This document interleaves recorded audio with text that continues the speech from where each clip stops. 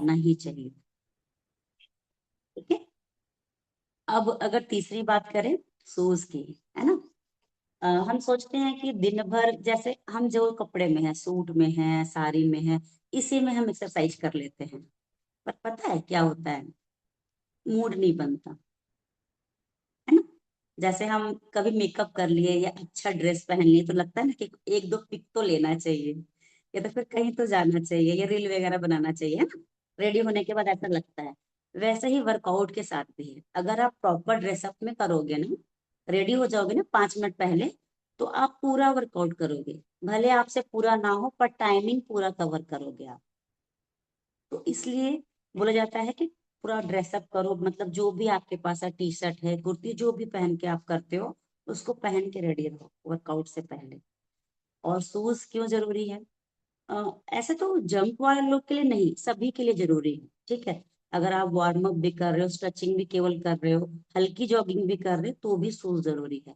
क्योंकि अगर हम शूज पहनते हैं ना तो क्या हो जाता है, सबसे पहले तो हमारे ज्वाइंट और जो नीज हैं वो बचे हुए रहते हैं, उस पे असर नहीं पड़ता ज्यादा। ठीक है। पर जिनको प्रॉब्लम ज्यादा रहता है नीज का, या फिर घुटनों में दर्द है, या जॉइंट में पेन रहता है, तो उसके कवर करने के लिए वो नी बैंड आता है, जैसे है ना, एंकल बैंड आता है, वो भी लगा के आप कर सकते हो जिनको ज्यादा पेन रहता है। वैसे तो बचाने के लिए भी कर सकते हो, है ना, कि ये बचा हुआ रहे, ठीक रहे, इसके लिए भी जरूरी है। तो ये तो मेरा फ्लायर था, है ना, इसके बारे में ही। अब हम बात करेंगे प्रॉपर वार्म अप के बारे में। अब इसके बारे में भी हम क्या सोचते हैं ना, कि दिन भर तो काम करके, क्योंकि अभी तो इवनिंग वर्कआउट हो रहा है ना, तो इवनिंग की ही बात करेंगे हम। दिन भर तो काम किए हुए हैं, सोए तो है नहीं, है ना, तो वार्म अप की क्या जरूरत है, बॉडी तो मूवमेंट में है ना। तो डायरेक्ट एक्सरसाइज स्टार्ट करेंगे, 10 मिनट का छोड़ो। ज्यादातर लोग यहाँ पे जो भी है, अभी पता नहीं पर शाम में कितने लोग होते हैं, ज्यादातर लोग वार्म अप के बाद ही ज्वाइन होते हैं और वो डायरेक्ट एक्सरसाइज करते हैं, है ना। हाँ, कभी कभी लेट हो जाता है, कोई दिक्कत नहीं है। फिर भी आप जब ज्वाइन करो 5 मिनट वार्म अप खुद से करो और फिर वर्कआउट की तरफ चलो। ठीक है। अब वार्म अप से होता क्या है, सबसे पहले तो आपका जो हार्ट रेट है ना, थोड़ा बढ़ना स्टार्ट होता है, ब्लड सर्कुलेशन चलना स्टार्ट होता है, मतलब थोड़ा स्पीड पकड़ता है, बॉडी में थोड़ा हीट आता है। ठीक है। इसलिए हमें वार्म अप करना जरूरी है। उसके बाद जो हमारे ज्वाइंट है ना वो खुलते हैं वार्म अप से। जैसे हम रोटेशन करते हैं, नेक रोटेशन, शोल्डर रोटेशन, है ना, लेग रोटेशन, इससे सारा जो ज्वाइंट होता है ना वो ओपन होता है। तो जब हम एक्सरसाइज करते हैं ना, तो वो आराम से, आप स्पीड भी कर रहे हो तो भी वो आपके साथ, मतलब साथ देते हैं, ऐसा बोल सकते हैं, बॉडी का हर पार्ट आपका साथ देता है। लेकिन अगर आप ज्वाइन होते हो और एकदम से अगर जंपिंग जैक या स्कीपिंग करना स्टार्ट करो, तो आप उस टाइम नहीं फील करोगे, लेकिन एक्सरसाइज के बाद आपको फील होगा, एनर्जी डाउन होने लगेगी, या तो फिर उस एरिया में जिससे आप स्टार्ट किए थे उस एरिया में पेन होगा। ठीक है। इसलिए वार्म अप बहुत जरूरी है। ठीक है। और किस किस टाइप का वार्म अप, जैसे मैंने बताया कि रोटेशन कर सकते हो। ठीक है। स्ट्रेचिंग नहीं, थोड़ा बहुत स्ट्रेचिंग भी कर सकते हो, जिस जिस एरिया में ज्यादा पेन रहता है उसकी स्ट्रेचिंग भी करके आप स्टार्ट कर सकते हो। ठीक है। जैसे किसी को एंकल में पेन होता है, बैक में पेन होता है, तो थोड़ी स्ट्रेचिंग करने के बाद भी आप स्टार्ट कर सकते हो, है ना। तो स्ट्रेचिंग बहुत जरूरी है, एकदम जरूरी नहीं है, बहुत जरूरी है। ठीक है। क्योंकि बॉडी के पार्ट को खोलने के बाद ही हमें वो एक्सरसाइज पे जाना चाहिए। अब हम बात करेंगे कूल डाउन की, है ना, क्यों जरूरी है कूल डाउन, स्ट्रेचिंग लास्ट में। इसमें भी बहुत लोग क्या करते हैं, वर्कआउट के बाद सोचते हैं कि थोड़ा लेट लेते हैं 5 मिनट, या फिर अ, बैठ जाते हैं, वो भी तो आराम ही है ना, सोचते हैं ना, बहुत लोग सोचते हैं ये चीज को। लेकिन नहीं, हमें स्ट्रेचिंग जरूरी क्यों है, क्योंकि जो जिस भी एरिया का एक्सरसाइज आप किए हो ना, जैसे आप शोल्डर का किए हो या फिर टमी एरिया का किए हो, तो उस एरिया को रिलैक्स करवाना बहुत जरूरी है, तभी रिकवरी भी स्पीड में होगा। ठीक है। ऐसा नहीं कि जैसे अगर हम घर का भी काम करते हैं, हम एग्जांपल लेंगे, तो अगर स्पीड में काम किए और फिर दूसरा काम भी स्पीड में करते तो थका हुआ फील होता है ना। लेकिन वही चीज थोड़ा सा स्पीड के बाद थोड़ा स्लो वाला वर्क किया जाए तो बॉडी ऐसा नहीं करता है, मतलब आप फिर सेकंड थर्ड टाइम आप रेडी हो स्पीड काम करने के लिए। वैसे ही वार्म अप और स्ट्रेचिंग के साथ भी है। ठीक है। और वो स्ट्रेचिंग में क्या क्या कर सकते हैं जिससे स्ट्रेचिंग नहीं होता, क्योंकि ज्यादातर लोग जो न्यू जुड़े हुए हैं देखती हूँ मैं स्ट्रेचिंग के टाइम वो बैठ जाते हैं। तो आप कम से कम बैठ के लंबी लंबी सांसें लो, सांसों वाला एक्सरसाइज कर सकते हो स्ट्रेचिंग में। ठीक है। डीप ब्रीथ कर सकते हो। और जिनसे स्ट्रेचिंग होता है आप खड़े होके या फिर मैट पे करते हो वो स्ट्रेचिंग कर सकते हो, है ना, क्योंकि उसमें बताया जाता है। डेली ही नए नए स्ट्रेचिंग होते हैं, है ना, डेली कोच नया रहता है तो स्ट्रेचिंग बहुत जरूरी है। ठीक है। ये दोनों ही इम्पोर्टेंट है। जितना वर्कआउट इम्पोर्टेंट है उतना ही स्ट्रेचिंग भी इम्पोर्टेंट है। तो जरूरी है। आप सिर्फ आधा घंटा का तो टाइम मिलता है या तो फिर 1 घंटा, सभी लोग 1 घंटा नहीं करते हैं। वार्म अप में आते नहीं स्ट्रेचिंग में भाग जाते हैं, तो आधा घंटा ही लोग करते हैं ज्यादातर, है ना। लेकिन फिर भी अगर आप आधे घंटे का एक्सरसाइज कर रहे हो, मेंटेन कर रहे हो बॉडी को, तो भी आपको 5 मिनट वार्म अप और 5 मिनट का स्ट्रेचिंग जरूर करना है। उसके बाद आप 20 मिनट का एक्सरसाइज ऐड ऑन करो। ठीक है। अब हम बात करेंगे कि एक्सरसाइज कब करना चाहिए। किस किस को लगता है सुबह का एक्सरसाइज ठीक रहता है? लगता है नहीं, जरूरी नहीं है। वैसे तो सुबह एक्सरसाइज करने से क्या होता है ना, मॉर्निंग में अगर हम एक्सरसाइज करें तो दिन भर फ्रेश फील होता है। और दिन भर जो काम हम स्पीड में करते हैं वो डबल स्पीड हो जाता है। ठीक है। वो स्पीड डबल हो जाता है जो हम सुबह करते हैं एक्सरसाइज तो। लेकिन अगर हम नॉर्मल लेडी का बात करें ना, हम सब जो भी हैं जिनके बच्चे स्कूल जाते हैं, हस्बैंड का ऑफिस होता है, तो नहीं हो पाता है। अब 3 बजे उठ के तो बंदा एक्सरसाइज नहीं करेगा ना, नींद भी जरूरी है।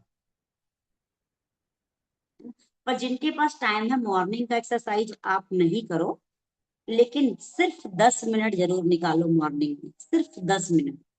उसमें क्या करना है, आप फ्रेश हो जाओ और सिर्फ 10 मिनट के लिए आप अपने टेरेस पे या फिर आपके जो बालकनी है जहाँ पे थोड़ा धूप आता है वहां पे बैठ के सिर्फ आप ब्रीथ कर सकते हो।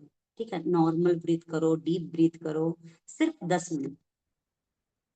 आप ये करके देखो, आपको बहुत अच्छा लगेगा, बहुत अच्छा लगेगा, क्योंकि धूप भी मिल जाएगी आपको मॉर्निंग वाली।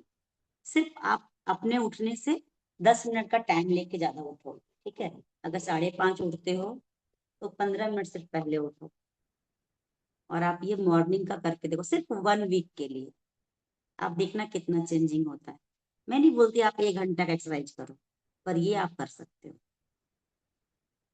क्योंकि दिन भर तो धूप में जाना बहुत लोगों का नहीं है कि हाँ जाना ही होता है ना। कोई कोई जाते हैं, कोई कोई नहीं भी जाते हैं।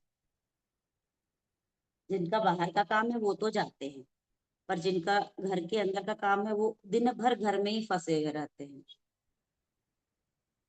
ठीक है। तो आप ये कर सकते हो सुबह के टाइम के लिए।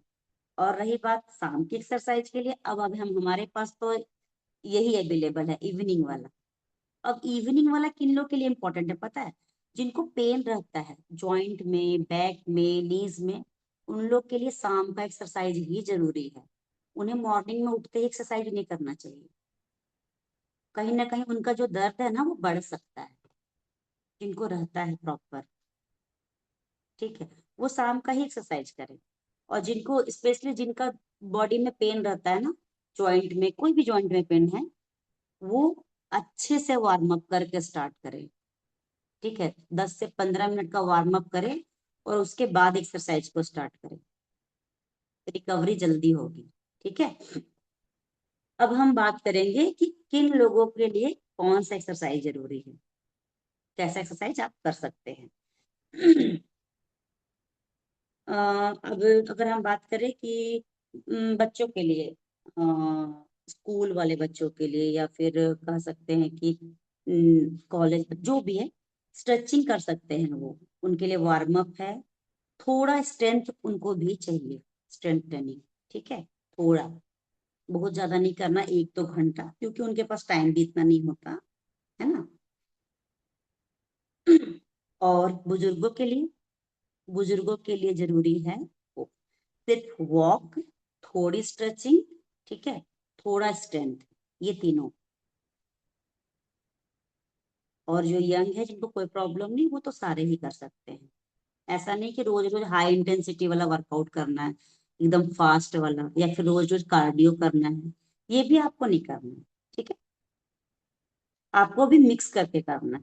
एक दिन आप शोल्डर का कर लो, ऐसे तो अभी ये सिस्टम है कि सब मिक्स करके हो रहा है ना। कभी टमी का होता है, कभी शोल्डर का, कभी लेग का, कभी फुल बॉडी। अभी तो योगा भी ऐड ऑन हो गया है मैम की तरफ से, है ना। बहुत अच्छा लगता है, पहले भी था ये सिस्टम, अब बीच में बंद हो गया था। और हम हाउस वाइफ जो घर पे रहते हैं, उनके लिए भी उतना ही इम्पोर्टेंट है वर्कआउट, जितना कि बच्चों के लिए, बुजुर्गों के लिए। ऐसा नहीं कि घर का काम तो हम दिन भर करते हैं, क्यों जरूरी है एक्सरसाइज? दिन भर तो काम ही करते रहते हैं, लेकिन वो आपका डेली का रूटीन है। ठीक है, डेली का रूटीन का काम बॉडी को आदत हो जाती है, तो उसे कुछ ना कुछ एक्स्ट्रा चाहिए। अगर आप वेट को मेंटेन करना चाहते हैं, हेल्थ को ठीक रखना चाहते हैं, तो कुछ एक्स्ट्रा देना ही पड़ेगा अलग से। ठीक है, जो मेंटेनेंस में है, वेट लॉस वाले तो 1 घंटा का एक्सरसाइज करेंगे। जो मेंटेनेंस में है, उनके लिए क्या रहता है ना, आप क्या कर सकते हो, 10 मिनट का वार्म अप, 10 मिनट का स्ट्रेचिंग, ठीक है, 20 मिनट का एक्सरसाइज, और 10 मिनट का सांसों वाला एक्सरसाइज। ठीक है, जैसे डीप ब्रीथ, लोम विलोम, कपाल भारती, ये कर सकते हो, मिक्स करो। ठीक है,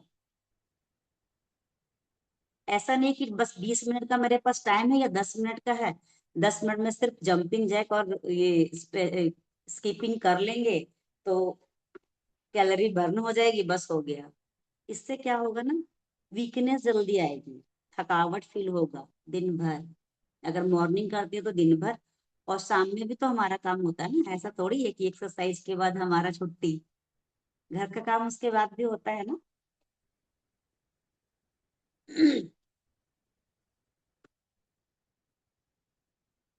तो मॉर्निंग और इवनिंग से कोई मतलब नहीं है, एक्सरसाइज के लिए 1 घंटा टाइम आपको निकालने की जरूरत है बस।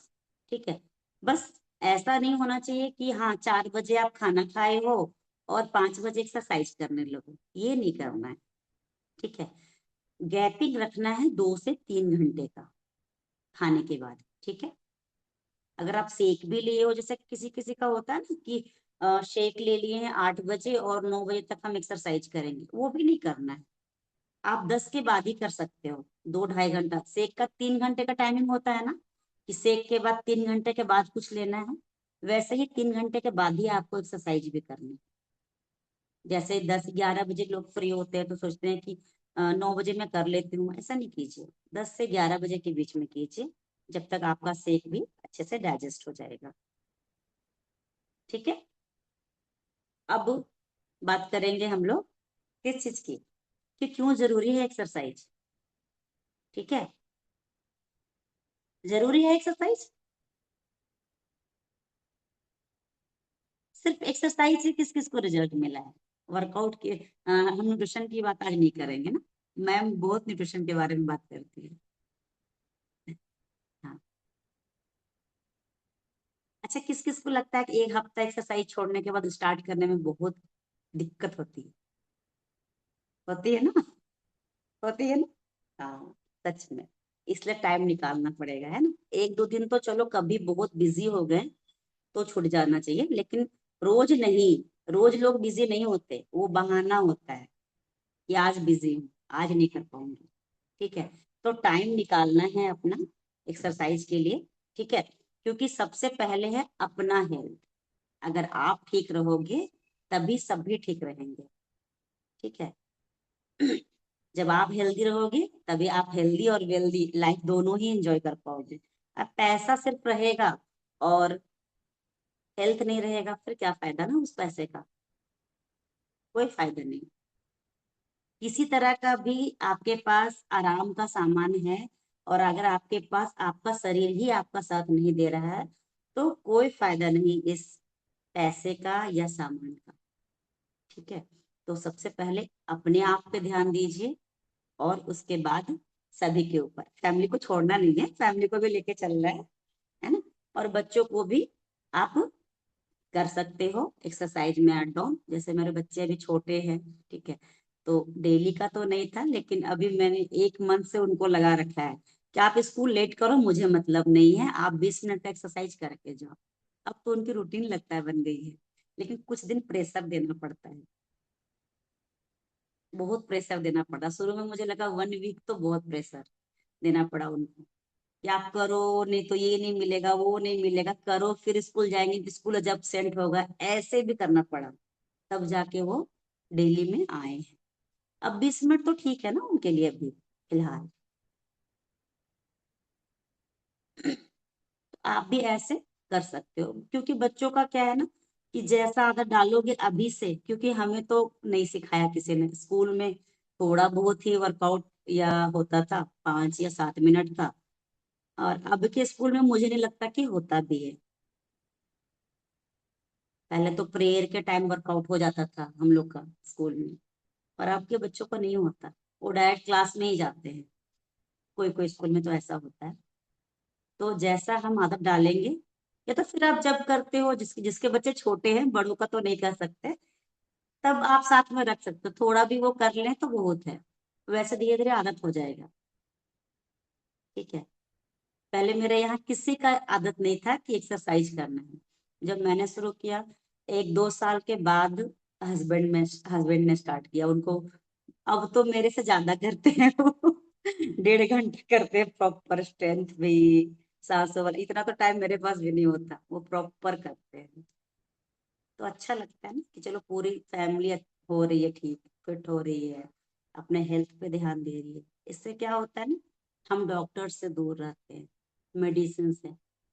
वहां तो पैसा खर्च होता ही होता है, इसके साथ हमारे बॉडी के सारे पार्ट खराब होने लगते हैं धीरे धीरे, होते हैं ना। तो ऐसे आप ऐड ऑन कर सकते हो सबके साथ। ठीक है, फैमिली में सभी के साथ, जो भी है, जो भी बुजुर्ग है उनको भी थोड़ा बहुत वॉक करवा सकते हैं, या कुछ नहीं करते हैं तो, है ना,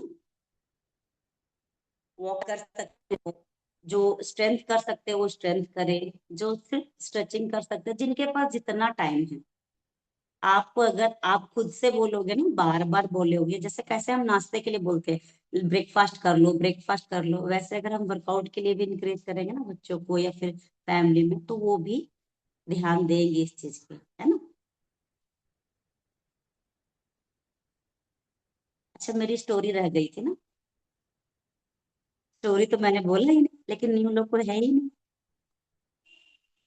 हाँ, कुछ लोग तो है। चलो, छोटी सी स्टोरी भी मैं तब मैं बताऊंगी, और अपनी फैमिली का रिजल्ट भी। ठीक है, 5 मिनट और लगेंगे, ज्यादा नहीं। सबसे पहले मैं इसमें जुड़ी थी जब 4 साल पहले, थ्रू इंस्टाग्राम ही जुड़ी थी इसमें। और 3 महीने में अपना 12 kg रिजल्ट, और बॉडी से 6 to 8 इंचेस कम की है। ठीक है, और बहुत सारे हेल्थ चैलेंज जो मुझे लगता भी नहीं था कि ये प्रॉब्लम बॉडी में है भी, जब ठीक होने लगा ना तो लगा था अच्छा ये प्रॉब्लम भी था, अच्छा ये प्रॉब्लम भी था, है ना, कि अब तो ये प्रॉब्लम नहीं होता, ऐसे लगता था। जैसे सुबह उठ के चलने में प्रॉब्लम, रात में नस चढ़ जाती थी मेरी, उठ के चलने से फिर ठीक होता था, इतना ज्यादा प्रॉब्लम था। मुझे लगता था ये सब तो कोई प्रॉब्लम नहीं है, बस ऐसे ही सभी को होता होगा, ऐसा लगता था मुझे। ठीक है, बॉडी के एक पार्ट जहाँ पे मेरा शून्यपन हो गया था प्रेगनेंसी के टाइम, वो 9 साल के बाद मेरा न्यूट्रिशन के साथ ही ठीक हुआ था, 2-3 महीने।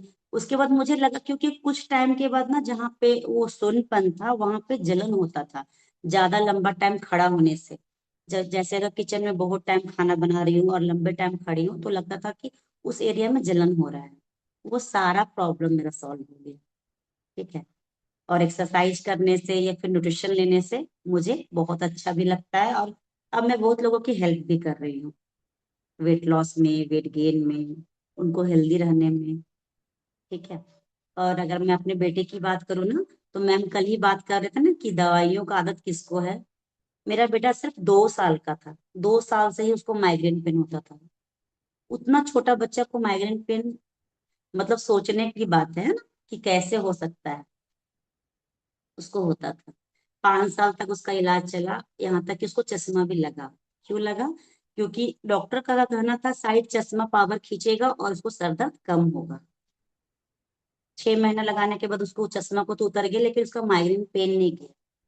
ठीक है, तब तक मैं इसमें जुड़ गई थी। तो सिर्फ उसके उसका क्या था ना, सिर्फ फाइबर और डायनोसेक के साथ, 2 चीजों के साथ उसका जो माइग्रेन का पेन था ना, क्योंकि उसका पेट जो है ना वो अच्छे से साफ ही नहीं होता था, उसकी वजह से गैस ऊपर तक जाता था और उसको पेन होता था। ठीक है, तो ये दोनों के साथ ही, सिर्फ डायनोसेक और फाइबर के साथ ही उसका कुछ ही दिनों के अंदर मतलब माइग्रेन का पेन एकदम गायब। ठीक है, तो न्यूट्रिशन जाके किस बॉडी में किस पार्ट को फायदा देगा ये हम नहीं जानते हैं। ठीक है, क्योंकि हम फर्स्ट में बोलते भी है ना कि रिजल्ट 5 दिन के बाद आप ही बताना, हम तो नहीं बताएंगे। न्यू क्लाइंट को हम ऐसे ही बोलते हैं ना कि 5 दिन के बाद बताना रिजल्ट क्या रहता है। जरूरी नहीं है कि वेट लॉस जो कर रहे हैं उनको वेट लॉस का ही रिजल्ट मिलता है, या वेट गेन जो कर रहे हैं वो वेट गेन का ही रिजल्ट मिलता है।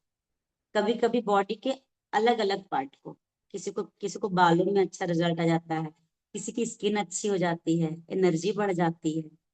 तो न्यूट्रिशन कहीं भी किसी भी पार्ट में वर्क कर सकता है। ठीक है, बेटी भी मेरी फेस का सारा यूज करती है, हस्बैंड, अब तो मेरे हस्बैंड भी सारा यूज करते हैं। 2-3 साल तो नहीं यूज करते थे, बस ऑपरेस ही पीते थे, पर अब वो भी सारा न्यूट्रिशन यूज करते हैं।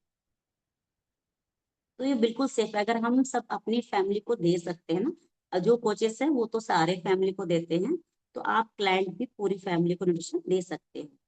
क्योंकि ये सिर्फ एक अच्छा खाना है, कोई दवाई या केमिकल नहीं, है ना।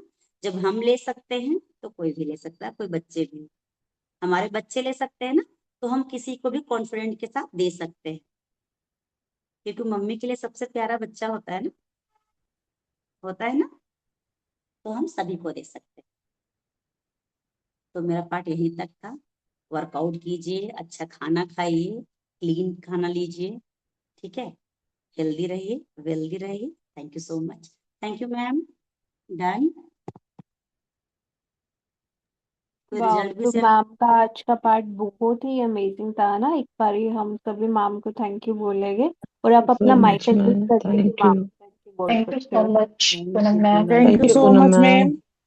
बहुत अच्छी Thank बात you, Thank है, you. Thank ma'am. You. Thank Thank you, you so ma'am. much, Poonam thank ma'am. You everyone. Thank you, तो ma'am. जो आज आप लोगों को यहाँ से पॉइंट्स मिले उस पे इम्प्लीमेंट करना, राइट। और बहुत अच्छा मैम ने पॉइंट बताया कि हम अपने घर में बच्चों को, काफी सारी चीजें है ना, बच्चे तो इवन पढ़ने के लिए भी नहीं राजी होते, उस चीज के लिए भी आप लोगों ने फोर्स किया, तब वो धीरे धीरे पढ़े। स्कूल जाने के लिए भी 1-2 दिन उन्हें फोर्स करना पड़ता है, तो सेम हम अच्छी हैबिट्स के लिए क्यों नहीं कर सकते, राइट। तो आज से हम इस Right. पे भी इम्प्लीमेंट करेंगे, और मिलते हैं हम नेक्स्ट सेशन के अंदर। All the best everyone, stay fit, stay healthy.